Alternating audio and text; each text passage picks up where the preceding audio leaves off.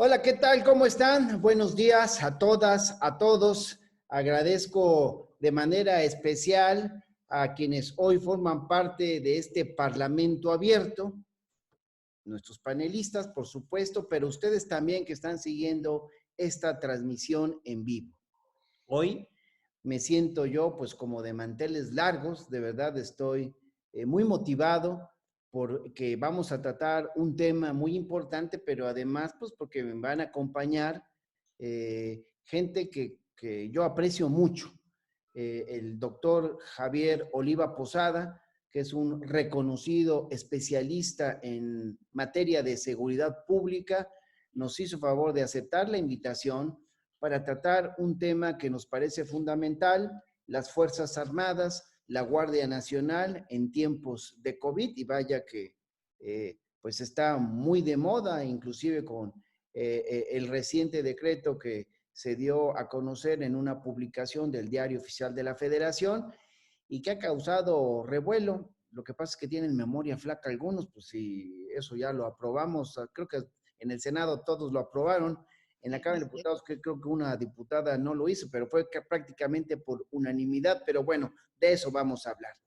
Y bueno, también están aquí, aparte de Javier Oliva, pues mis compañeras diputadas federales, Guillermina Alvarado, ella es secretaria de la Comisión de Defensa Nacional y también de Seguridad Pública de la Cámara de Diputados. Está también la diputada Maribel Martínez Ruiz, ella es secretaria de la mesa directiva también de la Cámara de Diputados, y mi compañero Armando Sartuche, él es secretario también de la Comisión de Defensa Nacional en el Congreso de la Unión, particularmente en la Cámara de Diputados. Así es que, bueno, pues para que no monopolice yo, pues un saludo rapidito que le puedan dar para que yo pueda presentar a nuestro ponente y un poco dar el marco de lo que hoy vamos a platicar. Así es que, Guille, ¿por qué no saludas a nuestros amigos Maribel, Armando y por supuesto nuestro invitado especial Javier Oliva? Claro que sí. Muchas gracias, diputado Benjamín, por el honor de invitarme, el honor que me diste al ser invitada a este foro, muy, muy importante, porque la seguridad pública sabemos todos que es importante para el desarrollo de cualquier tema en nuestro país. Y bueno, un saludo muy especial al doctor Javier Oliva, un hombre que, bueno, pues qué mejor que tener al doctor Javier Oliva, un hombre que conocemos, que hemos estado con él, que bueno, es una eminencia en el tema de seguridad. Muchas gracias por haber aceptado estar con nosotros, doctor. A mi querido Armando Certuche, pues ya sabes que lo adoro, sí, mi compañero y amigo y hermano de la Comisión de Defensa Nacional. Y bueno, Maribel, una mujer tan trabajadora, tan inteligente, que te admiramos y te queremos, Maribel, muchísimo. Muchas gracias por habernos invitado y pues pedirles a todas las personas que nos están viendo, que de verdad no dejen de estar al pendiente de esta transmisión porque tenemos un invitado muy, muy especial, pero sobre todo experto en el tema. Muchas gracias, Benjamín. Diputada Maribel. Muchas gracias, diputado Benjamín Robles. Esto ya es de todos los días. Déjenme decirles, compañera, compañeros, estamos de verdad aplicados porque, como bien lo decía el acuerdo, la actividad legislativa es una actividad esencial y qué bueno hacerlo en este Parlamento abierto con nuestra querida compañera Guille. Qué bueno que estás con nosotras, mi querida Guille. También, por supuesto, mujer trabajadora, siempre muy, muy atenta a temas, y ni qué hablar de nuestro casi desaparecido compañero Armando Certuche, que también, por supuesto, siempre muy, muy incorporado en los temas que tienen que ver con la seguridad nacional.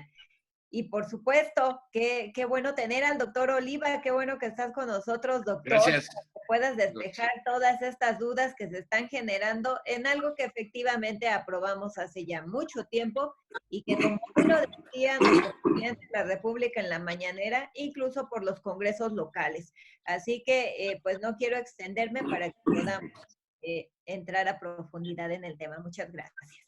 Un saludo rápido, mi querido Armando. Así será, mi estimado diputado Benjamín. Yo soy Armando Certuche para tu auditorio de este Parlamento abierto. que por cierto aprovecho para comentarlo en beneficio de este esfuerzo que haces, Benjamín. En la nueva normalidad, este tipo de parlamento será lo cotidiano. Por eso yo celebro mucho el esfuerzo que has estado haciendo, te he estado siguiendo con toda esta diversidad de temas. Hoy en particular, pues de lujo, como lo señalas con el doctor Javier Oliva, un personaje de lo más destacado en el ámbito de la seguridad nacional, de la defensa nacional, y pues muy halagado de estar conversando con él. Guille, lo nuestro es público, ya la gente lo sabe, la gente lo sabe que somos excelentes compañeros, muy buenos amigos, además, vecinos aquí, Nuevo León y Tamaulipas. Yes. Y bueno, Maribel, mi aprecio, mi admiración y mi cariño como compañera y como diputada también. Y pues, Benjamín, con la admiración de siempre, desde el momento en que empezamos a colaborar, creo que eres una pauta muy importante en este tema. Felicitándolos a todos, gracias por la invitación, muy halagado de estar con ustedes y con tu auditorio de este Parlamento abierto. ¿Por qué no nos ayudas, Javier? Igual, antes de que entremos en materia, pues un saludo, agradeciéndote de verdad de todo corazón que hayas aceptado la invitación, dado tu agenda tan pesada. Gracias. No, muchas gracias, diputado Benjamín Robles Montoya. Somos amigos desde hace mucho tiempo. Hemos compartido largo periodo de nuestro desarrollo profesional. Desde luego estoy muy contento y agradecido de esta invitación. La verdad es que son ustedes muy, muy amables, muy generosos con sus referencias hacia mi persona, lo cual me pone un poco nervioso para poder estar a la altura de esas expectativas. Agradecer a la diputada Guillermina Alvarado, a Maribel Hernández, diputada, y a Armando Javier Certuche esta invitación, y a las personas que nos están viendo, pues este tema que me voy a permitir desarrollar en cuanto el diputado Robles Montoya me dé el uso de la palabra. Trataré de limitarme al tiempo que se me ha asignado y después estar en condiciones también de responder a las observaciones críticas que me puedan hacer las legisladoras y legisladores que están en este foro virtual. Muchas gracias, Benjamín. Al contrario, muchas gracias. Pues hoy vamos a hablar, reitero, en este Parlamento abierto, Fuerzas Armadas y Guardia Nacional en tiempos de COVID. Pero bueno, cuando uno recuerda este tema de Fuerzas Armadas, sin duda que se le viene a la mente pues lo que ha pasado, porque las Fuerzas Armadas se encuentran sin duda alguna entre las instituciones fundamentales del Estado mexicano. Su labor, todos lo sabemos, como garantes de la seguridad nacional, de la defensa de la soberanía nacional, los coloca, reitero, como una de las instituciones mejor calificadas por las y los mexicanos. Sin embargo, también hay que decir que por décadas las Fuerzas Armadas en este país han sido utilizadas para labores que no les son propias, y ello pues ha traído consecuencias positivas y negativas, pero consecuencias al fin. Entre las consecuencias negativas, sin duda, se encuentran episodios como el 2 de octubre del 68 y la Guerra Sucia en los 70, donde las Fuerzas Armadas fueron utilizadas por el gobierno como brazo represor y de persecución política, mediante el cual llevaron a cabo la desaparición forzada de cientos de personas. Otro ejemplo lleno de claroscuros es la participación de las Fuerzas Armadas en el combate al narcotráfico y la erradicación de cultivos de droga, labor que se remonta a la segunda mitad de los años 70, cuando comenzaron a participar en esta materia. Pero sin duda, el pináculo de la utilización de las Fuerzas Armadas para labores de seguridad pública se dio cuando Felipe Calderón declaró su torpe guerra en contra del narcotráfico y mandó a las Fuerzas Armadas a las calles para combatir a los cárteles a base de balas y fuerza bruta. Con ello, Calderón no solo generó un baño de sangre en el país, sino que también sometió a las Fuerzas Armadas a un desgaste público debido a su falta de preparación en labores para la seguridad pública que no le son propias, y además los obligó a hacerlo sin un marco jurídico para ello, violentando la Constitución. Es decir, obligó a las Fuerzas Armadas a actuar fuera de la ley y provocó que cometieran incontables violaciones a derechos humanos porque no estaban capacitadas para labores de seguridad pública. Pero a pesar de estos aspectos negativos, las Fuerzas Armadas también han realizado labores que en estricto sentido les son propias, que no les son propias, pero que son de gran utilidad social. Pues la principal de ellas sin duda son el Plan DN3 de la Sedena y el Plan Marina de la Secretaría de Marina. Muchas situaciones, debemos recordarlo, de desastres naturales como huracanes, sismos, inundaciones, etcétera, habrían generado mayores daños materiales y humanos si no hubiese sido por la intervención de las Fuerzas Armadas en el auxilio a la población afectada.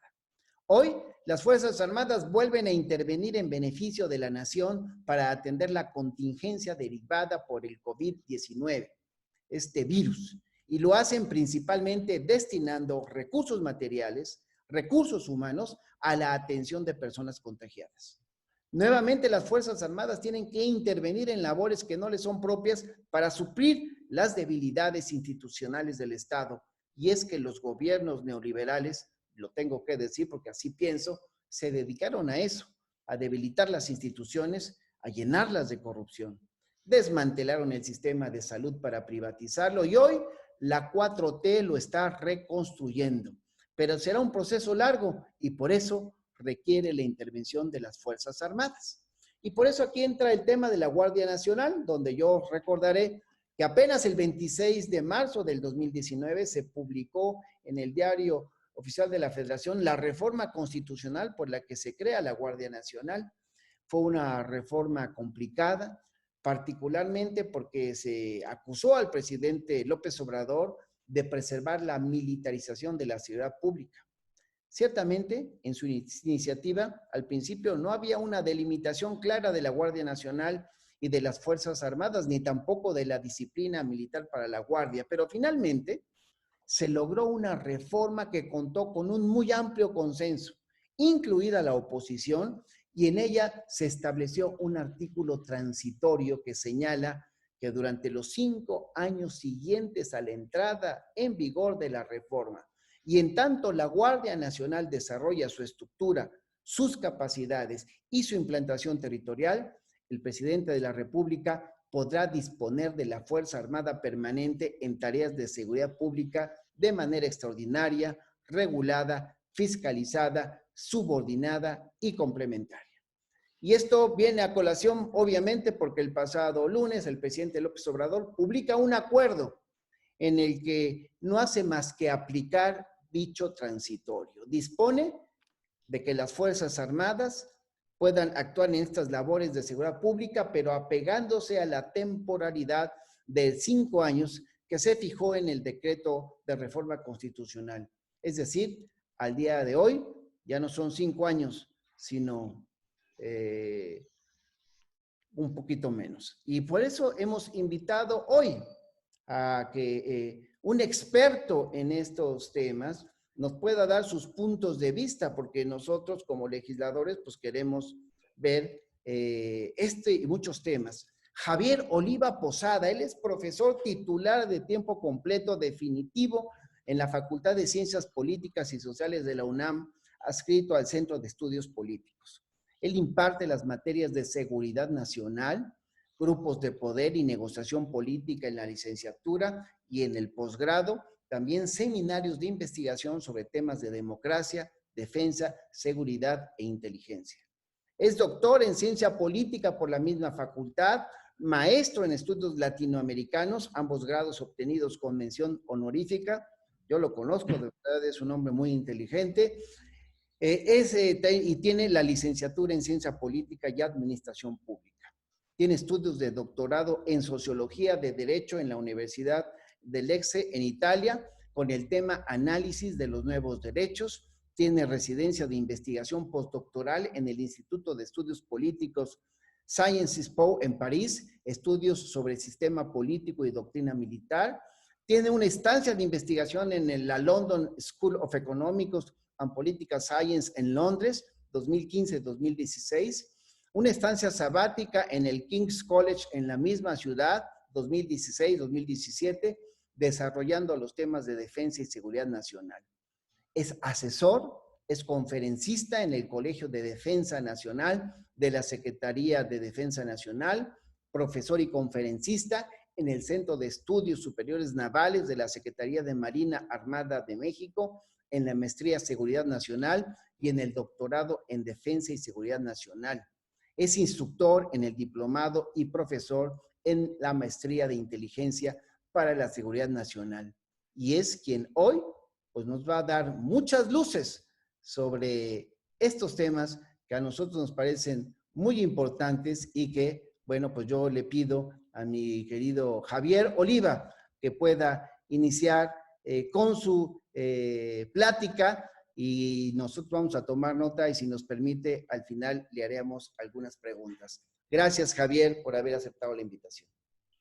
Muchas gracias, Benjamín. Al contrario, es muy importante tratar estos temas y sobre todo, como lo apuntabas en la introducción, es probablemente uno de los temas más sensibles en la opinión pública y desde mi punto de vista con frecuencia se aborda con visiones de corto plazo o de reacciones que a veces no, o la mayor parte de las veces, quisiera decirlo con toda precisión, no ponderan los antecedentes ni las inercias en las que vivimos.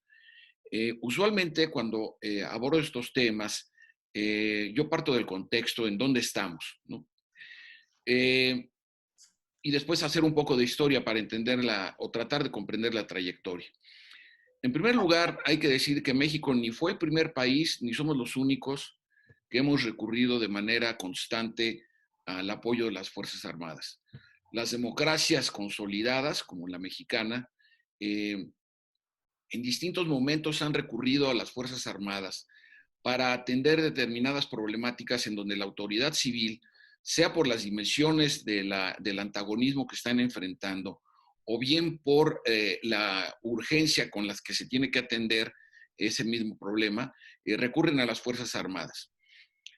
Para ponerlo un poco en contexto de la epidemia que se vive en varias partes del mundo, puedo recordar, por ejemplo, las dramáticas escenas donde los camiones de la infantería del ejército de Italia, ante la incapacidad de la iniciativa privada y del sector público, y digo incapacidad por el volumen, lamentablemente, de ataúdes que tenían que mover, ¿no? Tuvieron que recurrir a los camiones de la infantería del ejército de Italia para poderlos desplazar a los cementerios o a los crematorios.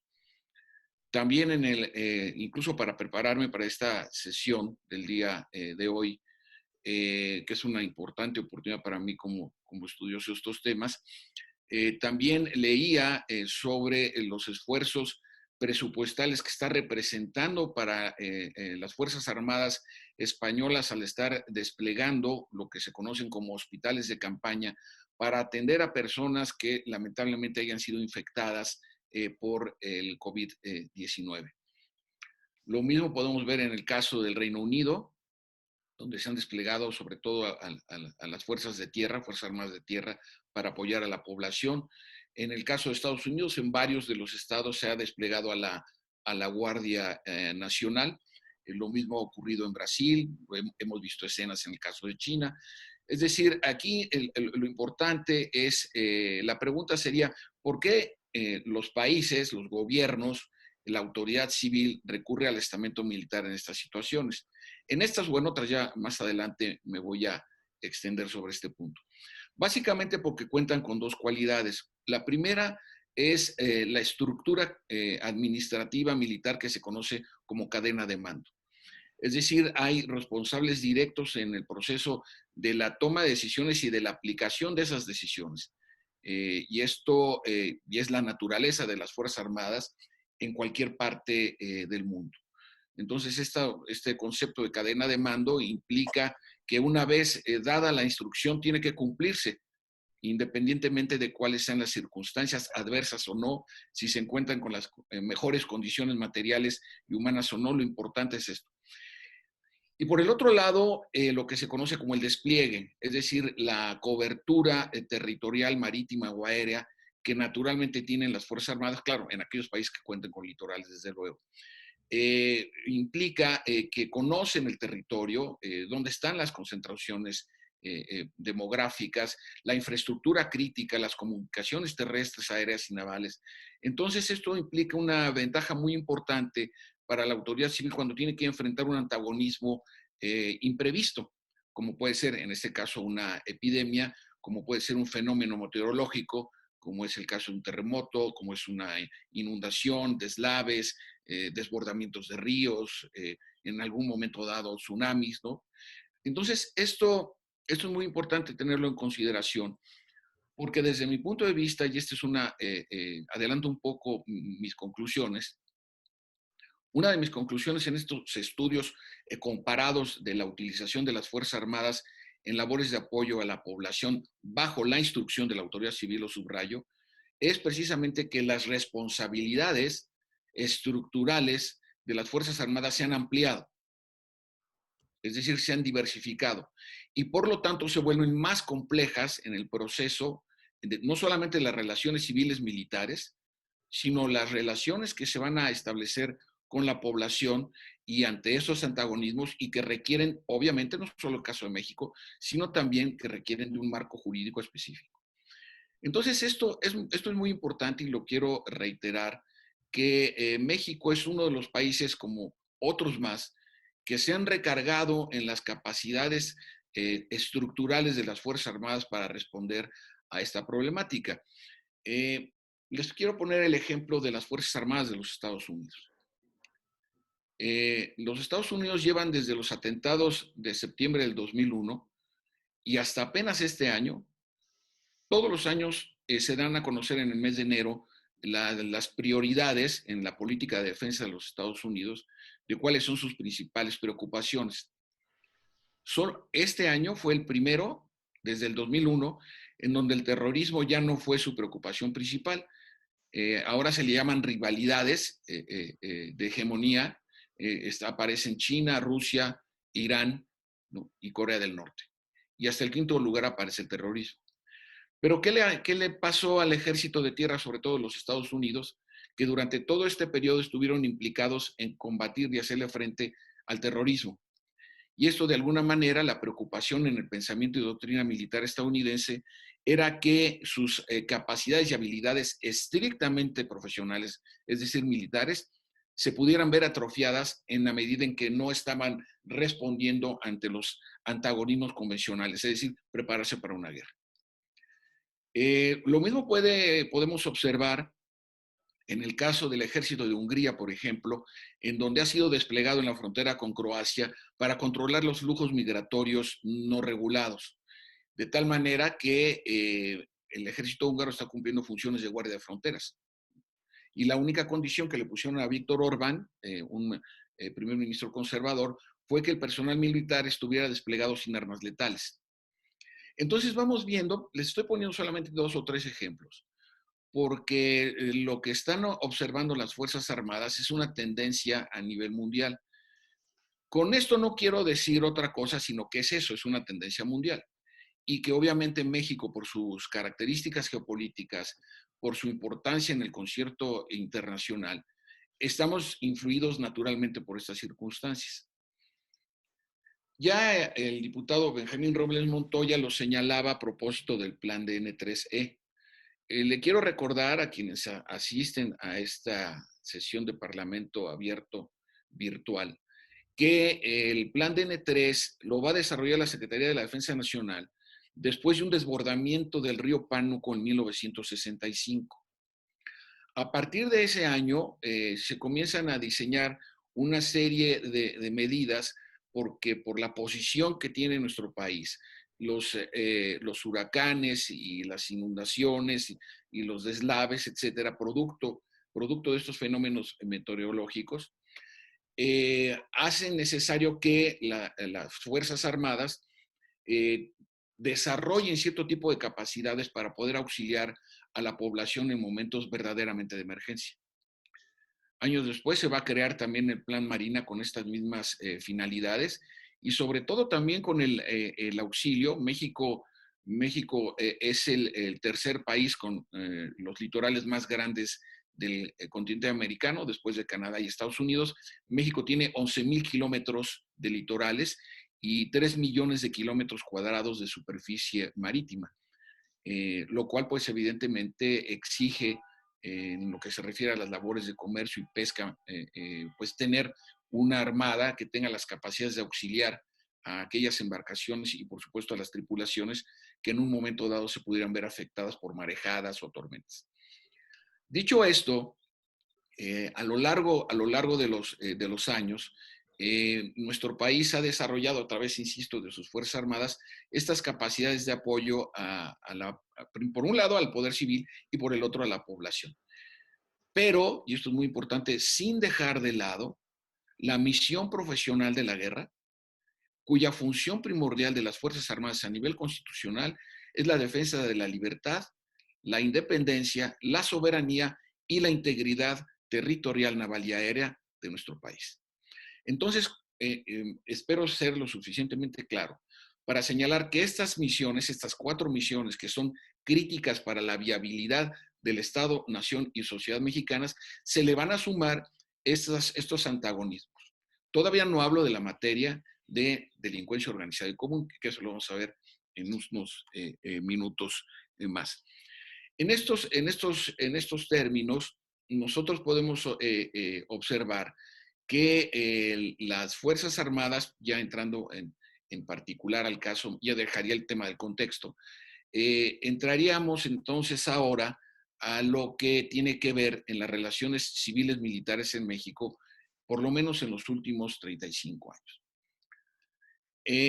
El presidente Miguel de la Madrid, cuando da a conocer su Plan Nacional de Desarrollo, por primera vez se va a utilizar el concepto de seguridad nacional en un documento oficial, pero adscrito o incluido en el momento en que se hace referencia a las funciones de las Fuerzas Armadas.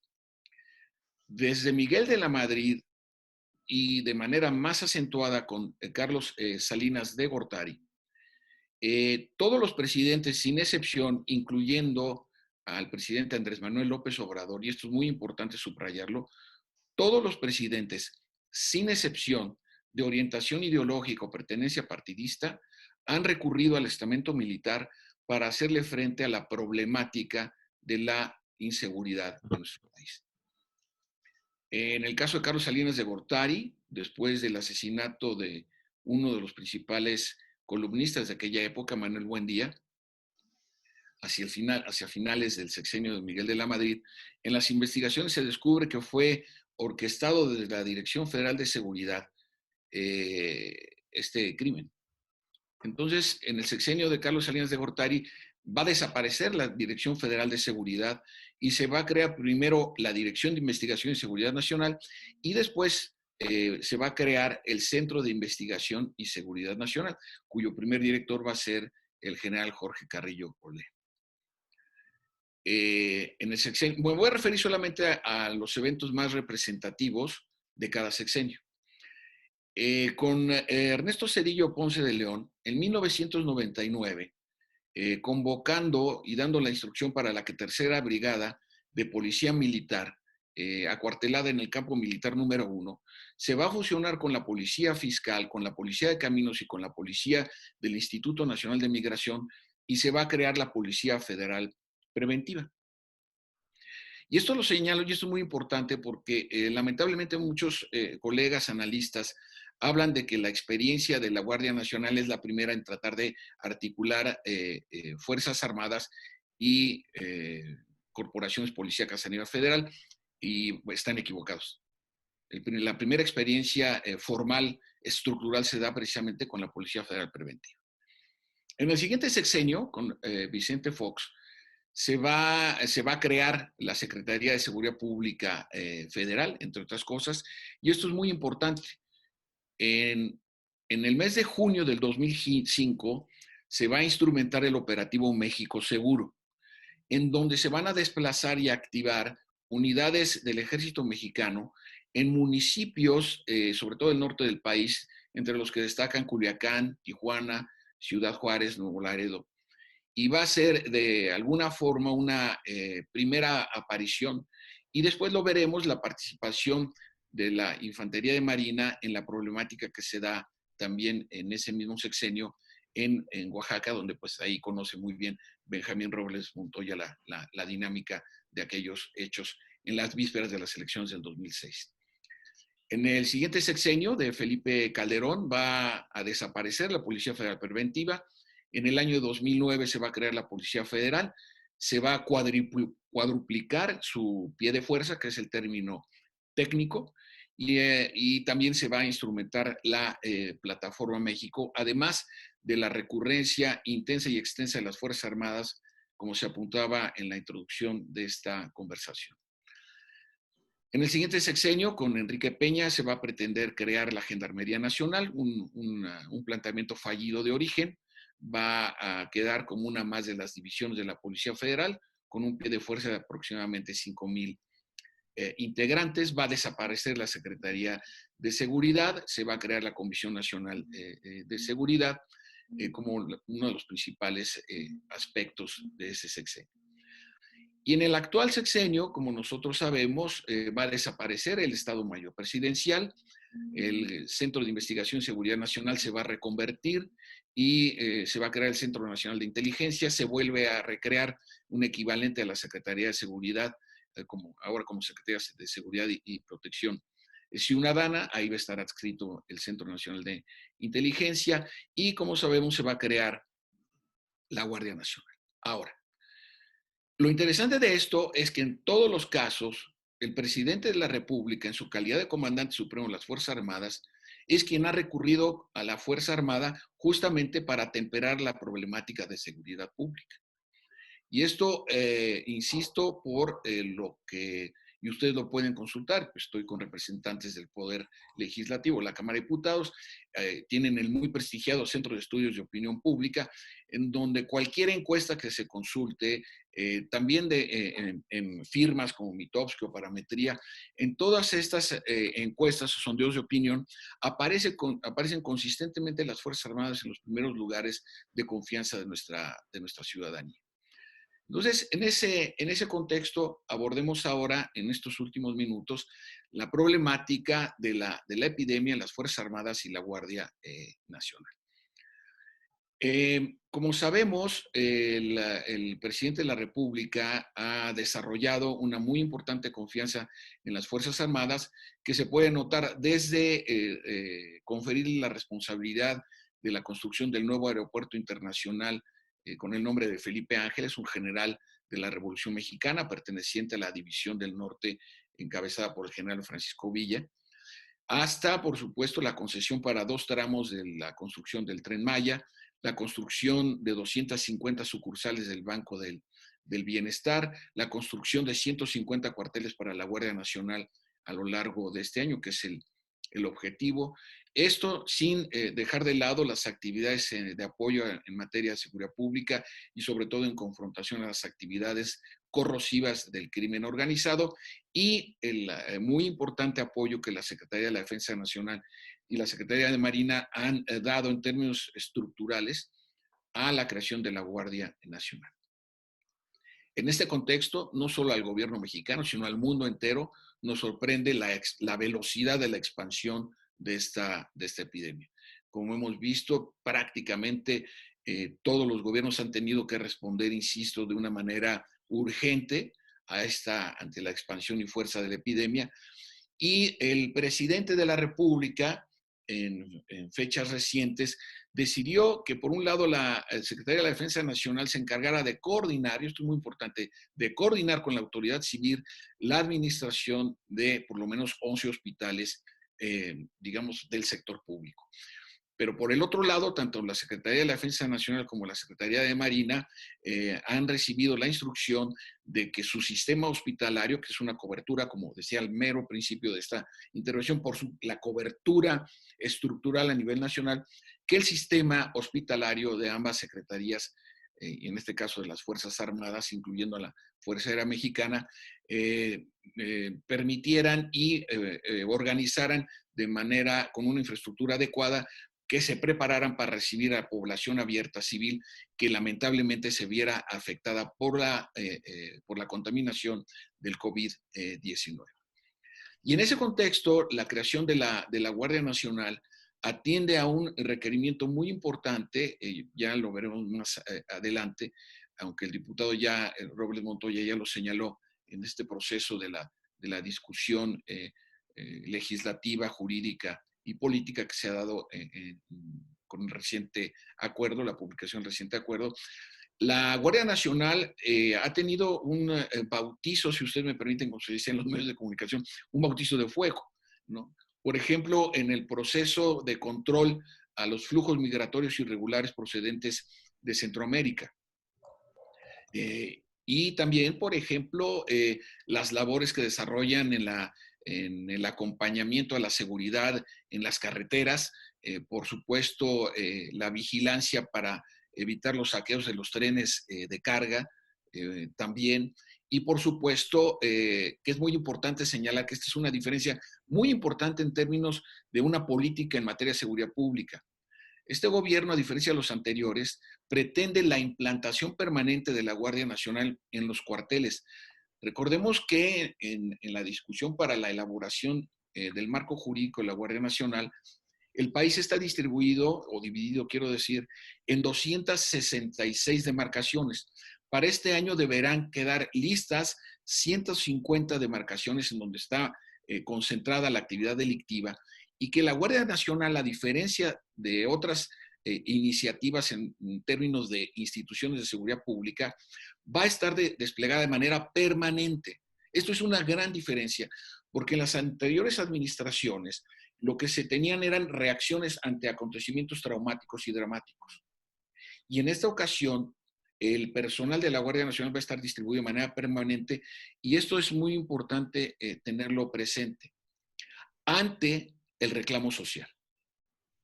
Es decir, ante la reiterada actividad de la delincuencia organizada, pero también de la delincuencia común, que esta es otra diferencia positiva muy importante, la Guardia Nacional va a tener posibilidades de intervenir. Y no solamente, sino además su obligación. En una situación que es muy lamentable, lo tengo que decir, bastante recriminable, porque hay pues segmentos, desafortunadamente, de la sociedad mexicana que no entienden esto y que agreden a estos verdaderos héroes, como les está llamado el presidente de la República, que arriesgan diariamente su vida atendiendo a la población afectada por la infección y que se atreven a agredirlos, que se atreven a insultarlos, a humillarlos. Se tomó la decisión de que la Guardia Nacional fuera desplegada en aquellos hospitales donde sería susceptible de que fueran agredidos. La Guardia Nacional fue desplegada para custodiar depósitos donde hay insumos sanitarios para prevenir o atender esta situación de la epidemia, y ha implicado que alrededor de 4,000 elementos de los casi 75,000 que se encuentran desplegados tengan que atender de manera imprevista esta situación de apoyo a la infraestructura hospitalaria. Dicho esto, y ya me quedan, de acuerdo a mi cronómetro, mi querido Benjamín, me quedan alrededor de 2 minutos. Tienes todo el tiempo que quieras, Javier. No, bueno, es que tampoco, se trata también del intercambio con las legisladoras y con ustedes, pues me parece muy, muy importante. Entonces, en este contexto, y atendiendo de manera previsible que pudiera agudizarse, el propio subsecretario López-Gatell lo ha señalado, que en esto pues no son inercias ya definitivas. Puede haber rebrotes, puede haber una situación como la propia epidemia imprevista. Lo estamos viendo que está sucediendo lamentablemente en Alemania. En estos días nos enteramos de un rebote en Hong Kong. Entonces, no obstante esta situación, el presidente de la República, desde mi punto de vista, tomó una decisión importante, desde mi perspectiva positiva, de que las Fuerzas Armadas mantengan su apoyo a las labores de la Guardia Nacional en labores de seguridad pública, pero por lo tanto también mientras persista la máxima situación de contagio, y que hasta que esta situación pueda de alguna manera controlarse. Por último, señalar de manera conclusiva, de manera parcial, que el tema de la militarización es algo que sí quiero abordarlo con toda precisión. México es el segundo país que peor trata a sus Fuerzas Armadas en términos del Producto Interno Bruto. Estos son datos del 2019. En los estudios internacionales, de manera comparativa, es el criterio que se utiliza, según los estudios especializados, para que unas Fuerzas Armadas sean operativas se requiere el 2% del Producto Interno Bruto. México está en el penúltimo lugar de los países de América Latina con el 0.5%, solamente nos supera Guatemala con el 0.4%, pero para que nos demos una idea, Colombia le dedica el 3.6% de su Producto Interno Bruto, casi 7 veces más que México. Entonces, en términos presupuestales, de ninguna manera podemos hablar de militarización. No hay gobernadores de extracción militar, no hay secretarios de extracción militar más que los responsables de la Secretaría de Defensa y de Marina. No tenemos militares en el gabinete ampliado. En ese sentido tampoco puede hablarse de militarización. Como lo decía al principio, todos los presidentes desde 1988 hasta este año han sido los que han recurrido a las Fuerzas Armadas en estas labores. Y por el otro lado, tampoco podemos decir que hay militarización, y ya con este dato cierro que es muy importante. Con datos del Sistema Ejecutivo del Sistema Nacional de Seguridad, en pie de fuerza armado tenemos aproximadamente 400,000 policías municipales y estatales. Si nosotros sumamos a la Fuerza Aérea, a la Armada de México y al Ejército Mexicano, en su conjunto, tenemos alrededor de 300,000 elementos. Es decir, hay casi, bueno, en números redondos, hay 100,000 policías más que soldados, lo cual es normal en una democracia, desde luego. Pero de esos 300,000 hay alrededor de 55,000 a 60,000 elementos de las Fuerzas Armadas que laboran todos los días en materia de seguridad pública, en apoyo a la seguridad pública. Y me parece que de alguna forma estos elementos desarrollan una aportación muy importante junto con los 75,000 elementos aproximadamente de la Guardia Nacional para darle a la seguridad pública una mayor consistencia. Entonces, sí, me parece que estamos ante un reto mayúsculo. Las capacidades corrosivas y destructivas del crimen organizado y de la delincuencia común sí pueden afectar la continuidad y estabilidad de la democracia, no solo en México, en cualquier parte del mundo. Entonces, estamos en un momento en donde a mí me parece que algunos legisladores, por ejemplo, y lo tengo que decir porque finalmente es un debate público, yo lamenté mucho, por ejemplo, la posición del coordinador de los diputados del PRI diciendo que no estaban de acuerdo con esto cuando fue prácticamente votado por unanimidad. Entonces, sí me parece que este tipo de planteamientos pues, no abonan a la necesidad de una cobertura política en donde el desafío de la delincuencia organizada y común, hay que recordar que el 90% de los delitos en México es la delincuencia común, el asalto a transporte público, el robo de negocio, el asalto, y solamente entre el 10-12% corresponden delitos del Fuero Federal. Entonces, lo que está lastimando a la sociedad mexicana, en efecto, es la actividad cotidiana de la delincuencia común. Sin que esto quiera decir, desde luego, que se desatiende el tema de la problemática de la delincuencia organizada. Pues, Benjamín, hasta aquí dejaría la primera parte de mi intervención para que pasemos a la parte más nutritiva, que es obviamente el tema del intercambio de puntos de vista. Muchas gracias por estos minutos. Al contrario, te agradecemos mucho, Javier, y yo también quiero aprovechar mucho el tiempo, pero pues no puedo quedarme tampoco sin expresar que lo que ha dicho aquí Javier Oliva es algo que respaldamos de manera particular, pues los 4 legisladores que estamos aquí somos parte del movimiento de la Cuarta Transformación, y sí, pues que da tristeza ver cómo algunos compañeros de la Cámara, que forman parte de la oposición, perdón que lo diga, pero creo que ilustrado así, pues queda bien entendido, se hacen fuera de la vacinica. Sí, no, de verdad, o sea, no, yo no entiendo por qué dicen, digo, tampoco entiendo por qué algunos actores que antes tuvieron reflectores y hoy no los tienen y entonces andan buscando hacer ruido. No, la verdad es que lo que se ha venido haciendo está en función del marco jurídico y bueno, hay que reconocer lo que está haciendo pues las Fuerzas Armadas, Sedena, la Secretaría de Marina, en apoyo precisamente al combate en esta contingencia sanitaria del COVID. Pero yo le pido a la diputada Guillermina Alvarado, secretaria de la Comisión de Defensa Nacional, puedas hacer una reflexión y, si fuese el caso, hacerle una pregunta a nuestro ponente, el doctor Javier Oliva. Vamos a que prender tu micrófono. Listo. Muchas gracias, diputado Benjamín. Y bueno, pues, ¿qué les puedo decir a todo el público que nos está viendo? Sino que ha sido de verdad muy reconfortante escuchar a alguien tan experto en el tema, como yo lo había comentado, que es el doctor Javier Oliva.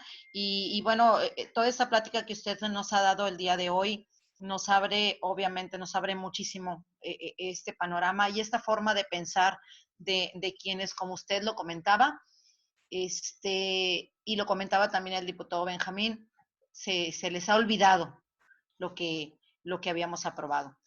A mí me duele mucho, de verdad. Es muy lamentable que la mayoría de nuestros compañeros de la oposición, hay que decirlo porque son ellos quienes estuvieron hablando en estos días, pues se les haya olvidado lo que votamos por unanimidad, como lo comentaba el diputado Benjamín.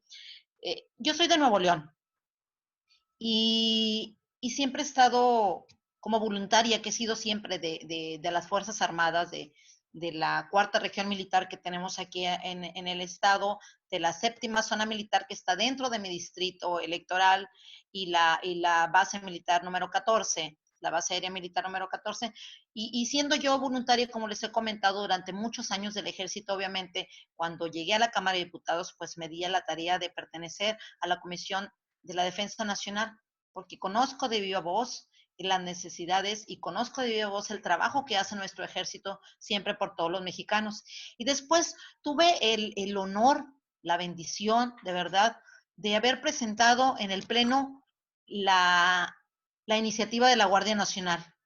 Y al haber presentado yo esta iniciativa, pues obviamente me di a la tarea de defender, como ustedes lo saben, en Parlamento Abierto, todo el tema de Guardia Nacional, que ustedes estuvieron con nosotros ahí, que nos visitaron en la Cámara, el doctor Javier, que siempre estuvo al pendiente de esto, y por supuesto Benjamín Sertuche, que siempre estuvieron ahí con nosotros en la discusión. Entonces, se hizo un proceso largo, fuerte. Creo que fue el primer parlamento que se abrió porque fue en diciembre del 2018, recién habíamos iniciado nosotros la legislatura, y ustedes saben cómo defendimos siempre con todas las fuerzas, pero sobre todo con argumentos, el que no se iba a militarizar al país, sino precisamente que se trataba de desmilitarizar.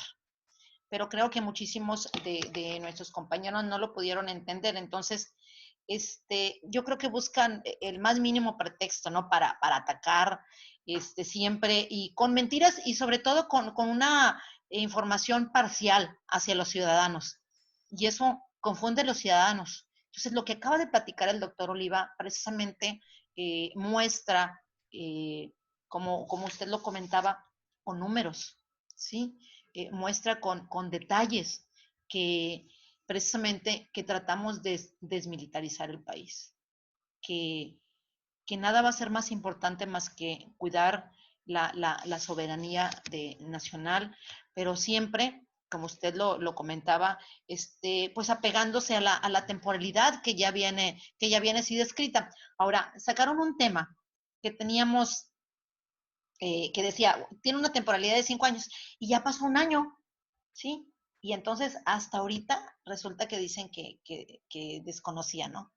Eso es muy lamentable, pero bueno, qué bueno que está una persona como usted, doctor, que aclara muchísimas cosas, porque a veces dicen, no, es que los diputados lo dicen porque están de un lado o porque están del otro lado, ¿sí? Pero usted como una persona, como un ciudadano, pero sobre todo como un experto en la materia, ¿sí? Le pueda mostrar a la ciudadanía lo que verdaderamente sucede con las Fuerzas Armadas.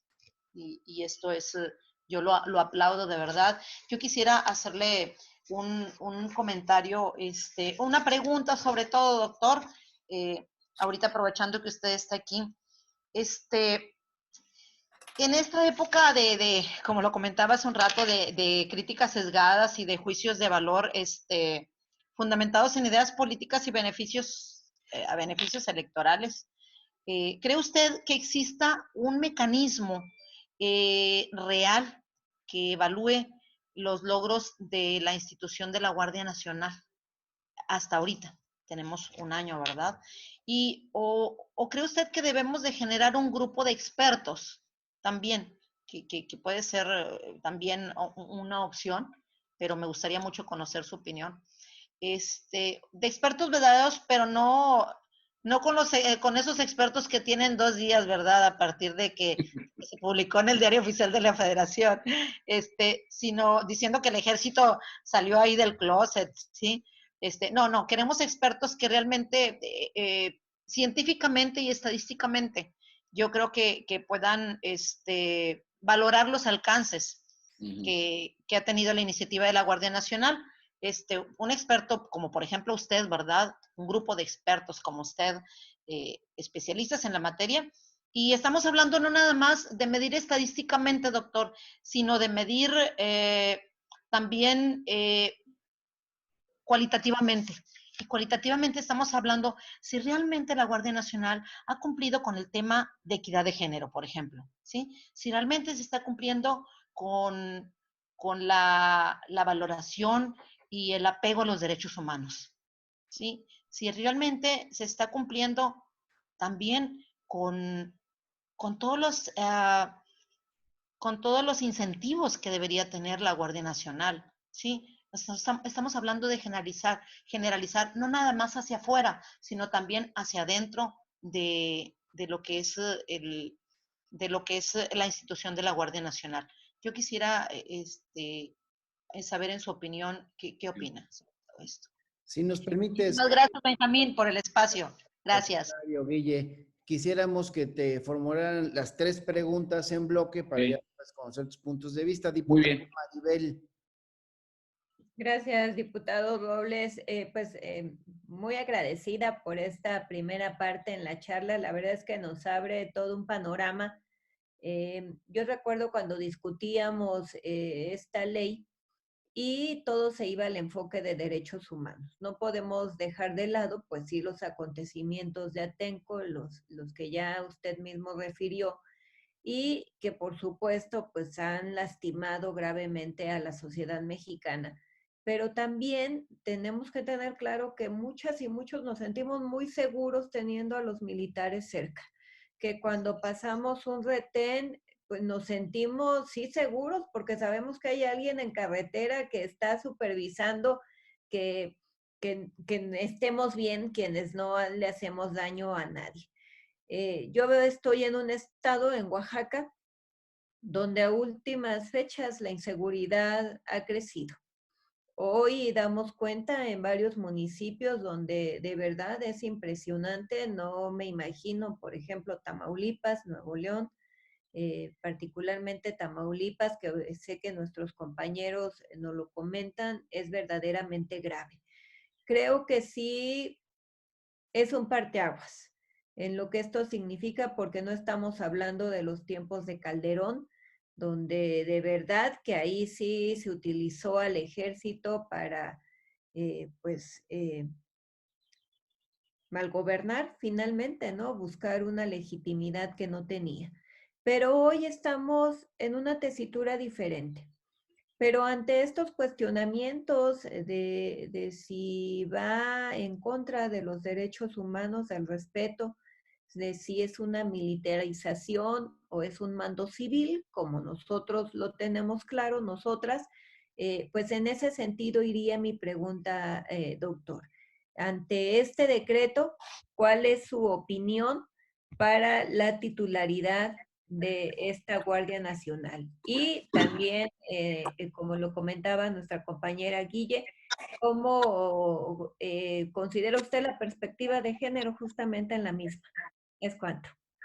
Gracias, diputada Maribel Martínez Ruiz, secretaria de la mesa directiva de la Cámara. Y le queremos pedir a nuestro compañero Armando Certuche, diputado federal por Tamaulipas, que extienda su punto de vista y pregunte en su caso. Sí, gracias, diputado Benjamín. Quiero aprovechar la gran oportunidad que hablamos ahorita del Parlamento abierto para todas aquellas personas que pudieron haber agregado de manera tardía al inicio de nuestra conversación. vale la pena insistir. No está de más insistir nuevamente en la fundamentación de la creación de la Guardia Nacional. Y en síntesis, nomás quiero reiterar lo que mis compañeros diputados señalan. Hace casi un año, poco más, el 26 de marzo, lo decías tú hace rato, diputado Benjamín, se aprobó en la Cámara de Senadores por unanimidad y en la Cámara de Diputados solamente hubo un voto en abstención, que fue por parte de una diputada independiente. Todos los demás aprobaron la creación de la Guardia Nacional. Y hubo un gran debate posterior, como señala el doctor Javier hace un momento, que nos llevó a las leyes secundarias. Le digo al auditorio que se trabajó de una manera muy fuerte. La diputada Guillermina lo comentaba ahorita, fueron tiempos de mucho trabajo muy intenso, donde se reguló incluso el tema del uso de fuerza, se reguló también los temas de derechos humanos, se reguló, entre otros, la constitución de un mando civil. Y bueno, surgió también el quinto transitorio, que es muy importante para el auditorio volverle a repetir la importancia de esto. No se vale que un año después traten de sorprender, como dice nuestro buen asesor Juvenal, de sorprender con que se está tratando de militarizar y que hay un decreto de última hora. No, el quinto transitorio hablaba precisamente de utilizar a las fuerzas militares como apoyo debidamente regulado, debidamente vigilado, en estos 5 primeros años para que se pudiera constituir a fondo la Guardia Nacional. Y con esto brinco al tema.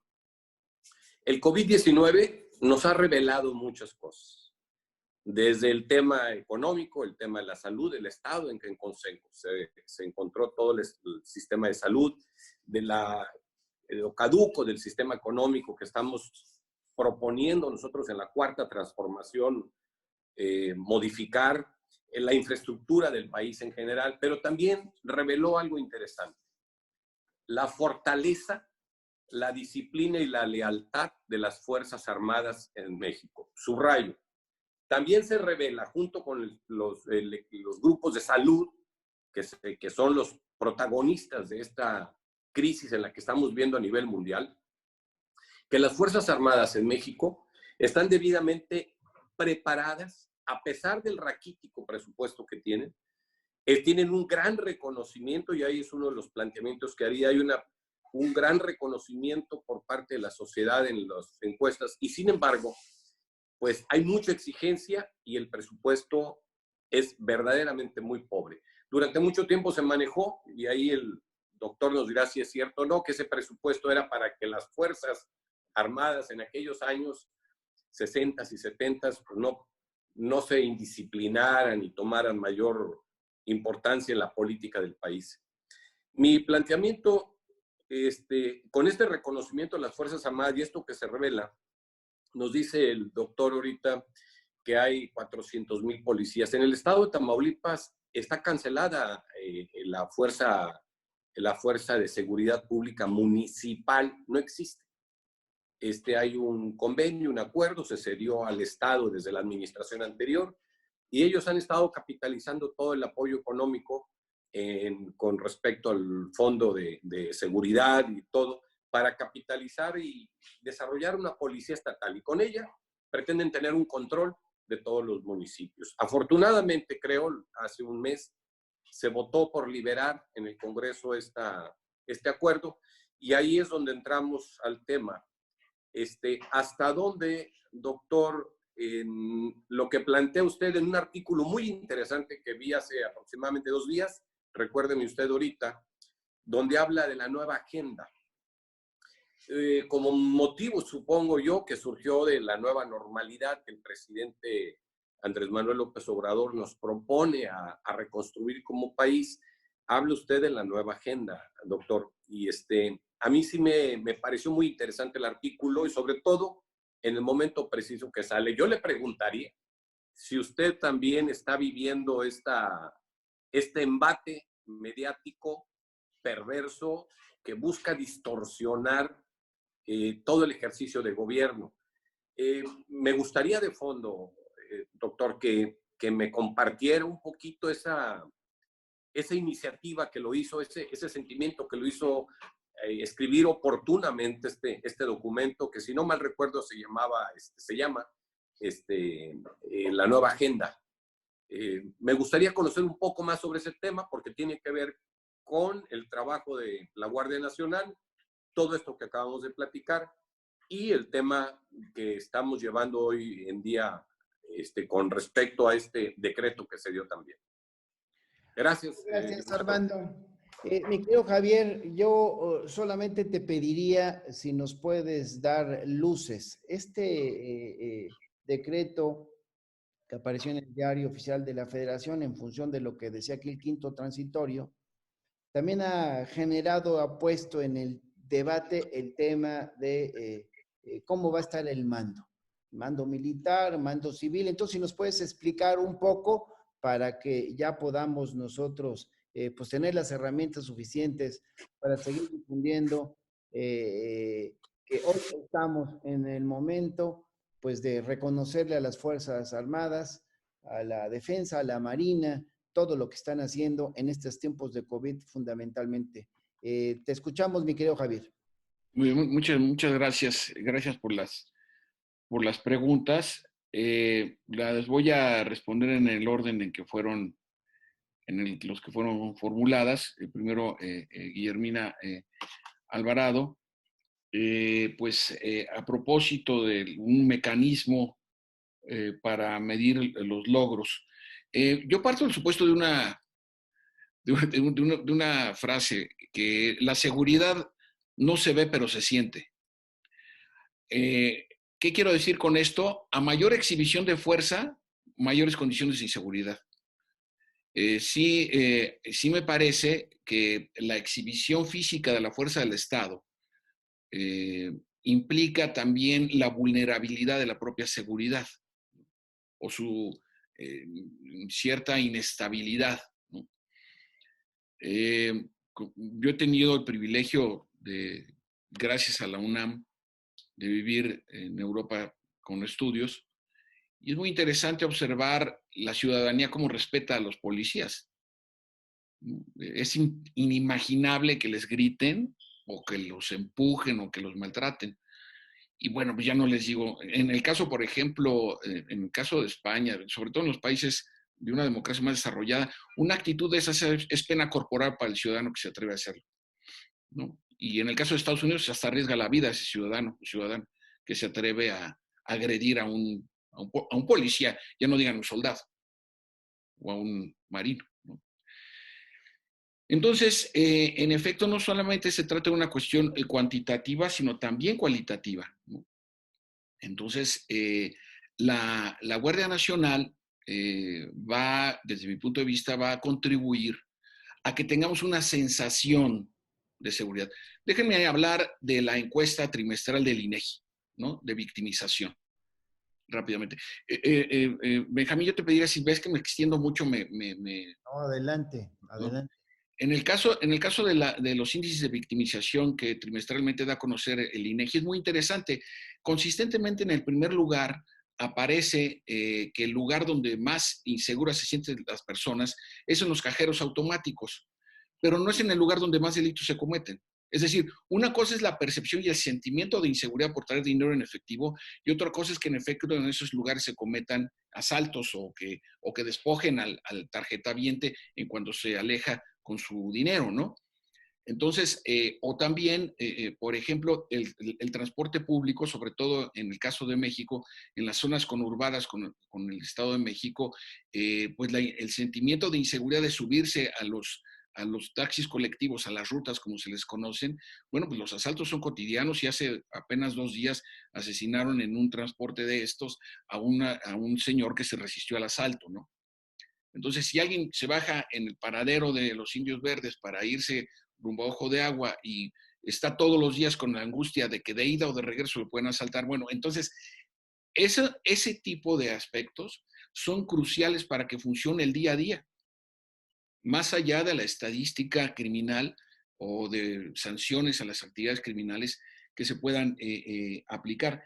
Sí me parece indudablemente que deben instrumentarse aspectos en donde la medición de los acontecimientos y el desarrollo de los mismos pueden ser medibles. Y aquí quisiera conectar el tema de los derechos humanos con lo que planteó la diputada Maribel Martínez. Estos datos que voy a compartir con ustedes yo los solicité a través del INAI, ¿no? Para poder hacer uso público de mis investigaciones. Pregunté a la Secretaría de la Defensa Nacional que cuántos eran el número de operaciones que promedio todos los días realizan en apoyo a las labores de seguridad pública. El promedio está entre 17 y 25. ¿No? Si yo utilizo el número más bajo, que es el de 17, y lo multiplico por 7 días a la semana, y lo multiplico por un mes, y lo multiplico por 12 meses al año, y lo multiplico por 6 años en un sexenio, escuchen el dato, son alrededor de 205,000 operaciones en materia de seguridad pública.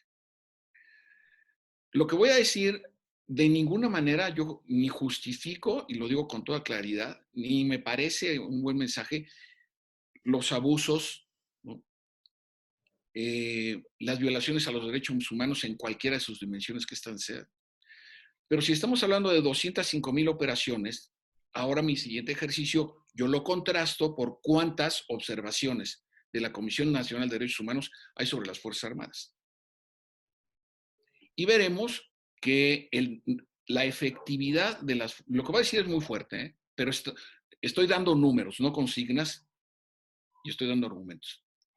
La efectividad de las Fuerzas Armadas de México en labores de apoyo a la seguridad pública, en términos de violaciones a los derechos humanos, es una efectividad positiva del 99.99%.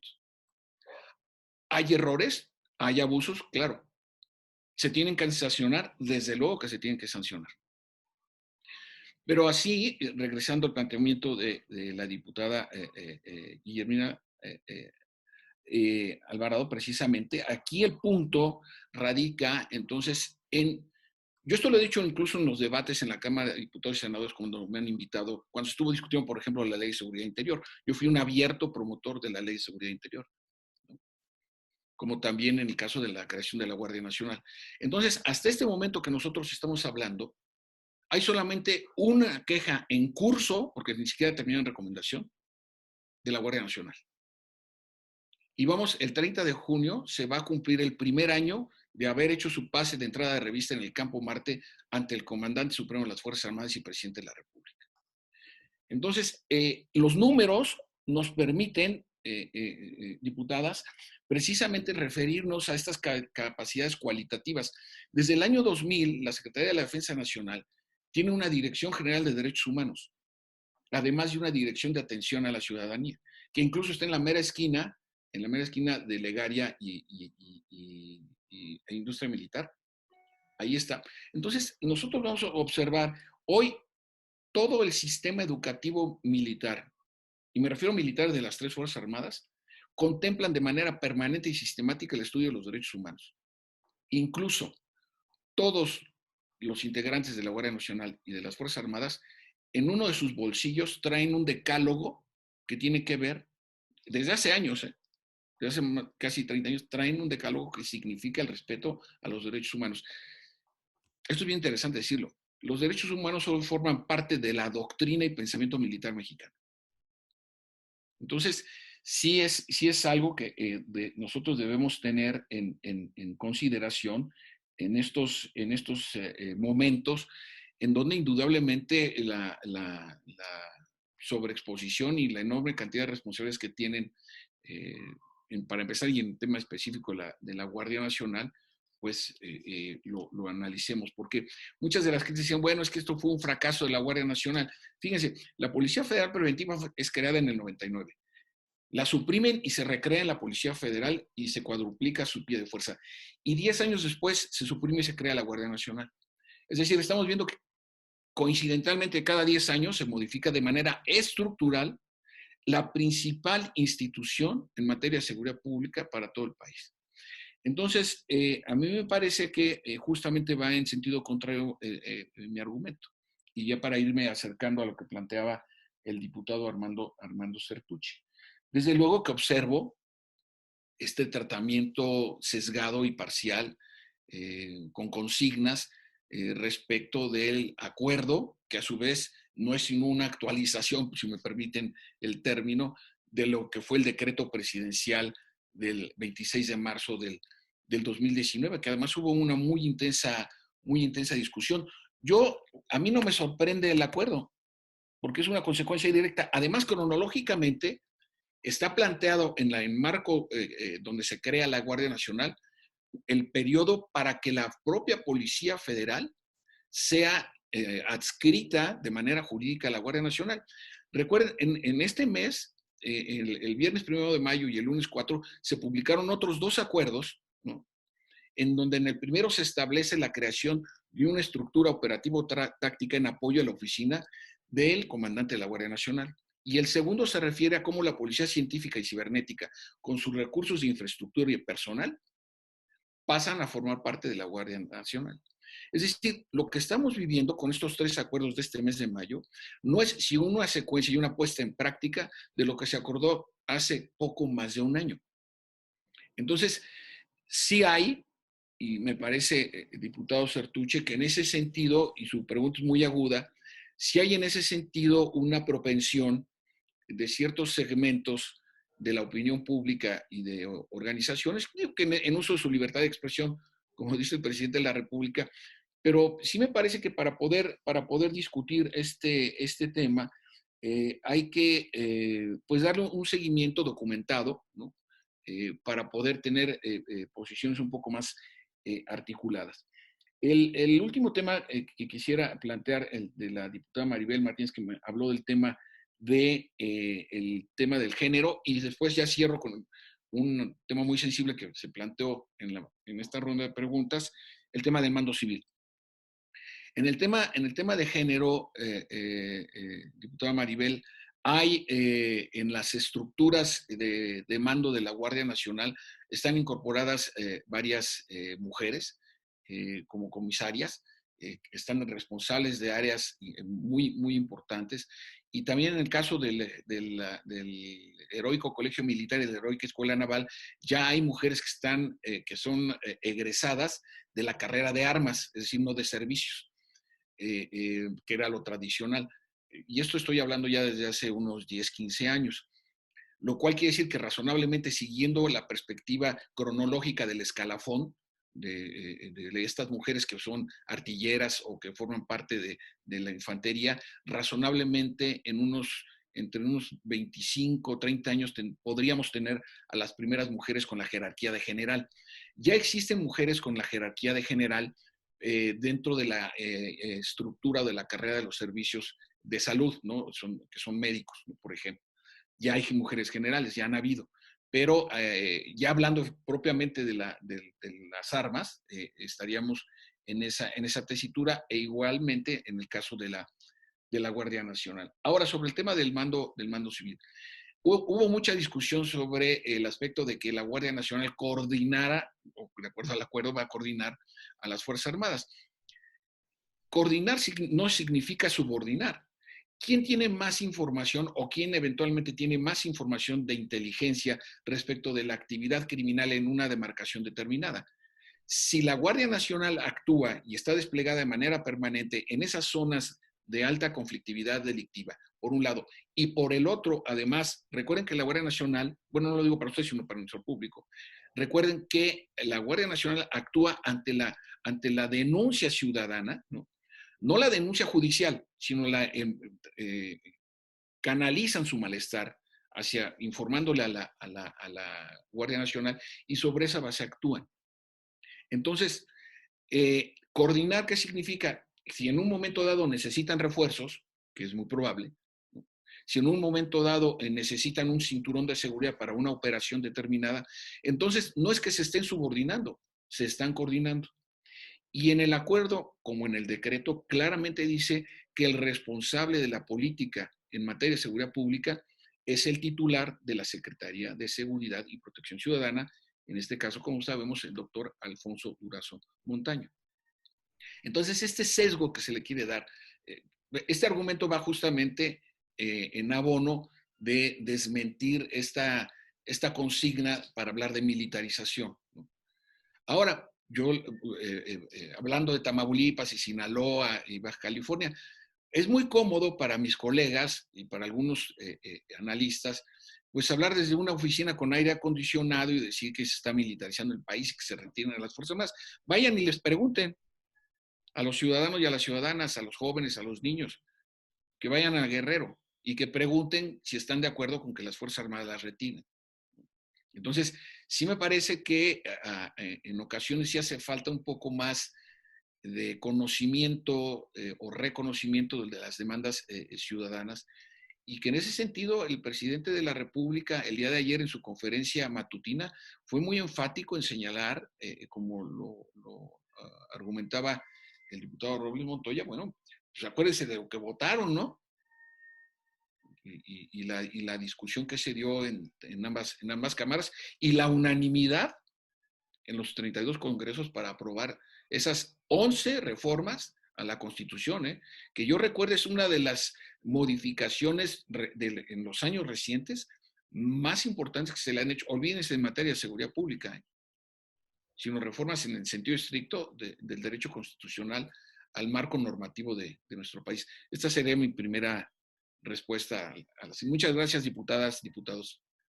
No, al contrario, te agradecemos mucho, mi querido Javier. Pues ya vamos en esta transmisión en vivo, pues ya superamos la hora y 10 minutos, así es que, pues si ustedes no tienen inconveniente, le haríamos tipo Netflix. Esta es la temporada 1, y vamos a vernos en el episodio 2. Sí, con mucho gusto.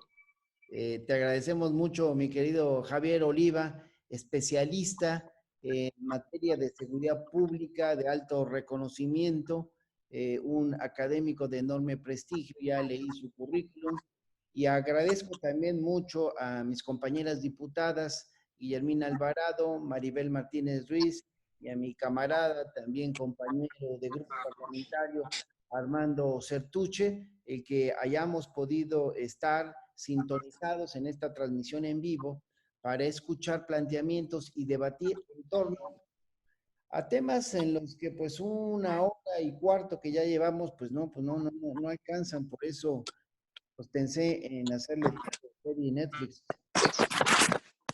Aquí hay testimonio de todo lo que se queda atorado en la plática de hoy.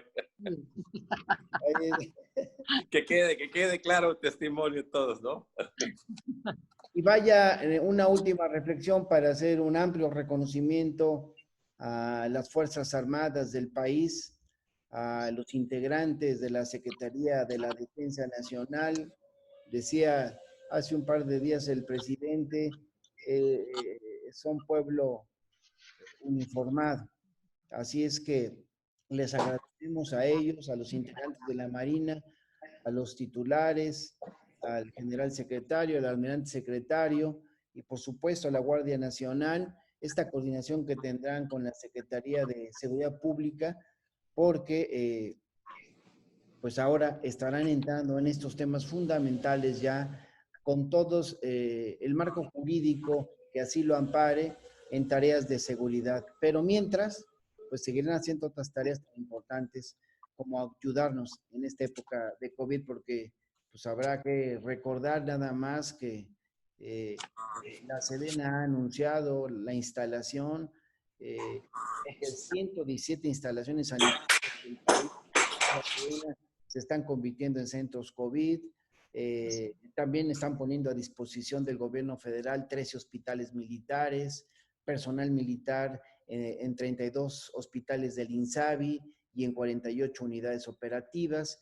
La Secretaría de Marina ha informado que pondrá a disposición, ya están a disposición, 9 hospitales navales, 5 centros de aislamiento voluntario, 499 cuerpos de personal de sanidad, 7 buques, 12 aeronaves, además de apoyos en hospitales regionales. Y en cuanto a la Guardia Nacional, pues recordemos, amigas y amigas, que se encuentran realizando labores de vigilancia en hospitales. Sin embargo, pues con esto concluyo, el secretario de Seguridad Pública y Protección Ciudadana ha reconocido que en este momento la pandemia pues pues está superando los alcances de la Guardia y por eso es muy importante la suma de la defensa de Marina en estas tareas de seguridad. Así es que gracias de verdad. Nosotros solemos tener 2 participaciones, pero se ha prolongado porque este tema es muy importante. Javier Oliva Posada, muchas gracias. Guillermina Alvarado, muchas gracias. Maribel Martínez Ruiz, muchas gracias. Armando Sartuche, muchas gracias. Y ustedes que han seguido esta transmisión en vivo, muchas gracias también. Nos vemos en la siguiente sesión de Parlamento Abierto. Gracias. Bueno, gracias, hasta luego. Gracias a todos y a todas. Gracias. Gracias. Gracias, doctor.